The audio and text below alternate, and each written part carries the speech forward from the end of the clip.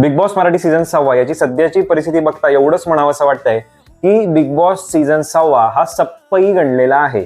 त्यामुळंच त्यांना अगदी चौथ्या आठवड्यामध्ये राखी सावंत, जी ड्रामा क्वीन म्हणून ओळखली जाते, एंटरटेनमेंट क्वीन म्हणून ओळखली जाते बिग बॉसच्या क्षेत्रामध्ये, तिला आणावं लागलेलं आहे.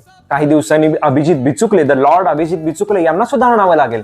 कारण यातले स्पर्धक जर बघितले ना तर एकापेक्षा एक भंगार स्पर्धक आहेत.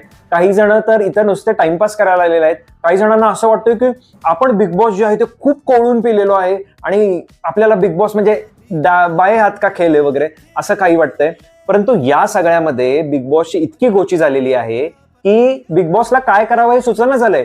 त्यामुळं ज्या क्रिएटर्सनी मागच्या वेळी बिग बॉसचे पाय धरलेले होते, कारण बिग बॉसचा फोटो वापरला, फुटेज वापरलं म्हणून कॉपीराईट स्ट्राईक मारून क्रिएटरचं आयुष्य उद्ध्वस्त केलेले होतं, त्यांची अकाउंट सस्पेंड केली होती, त्याच क्रिएटर्सचे पाय हे या बिग बॉसच्या टीमला धरावे लागत आहेत.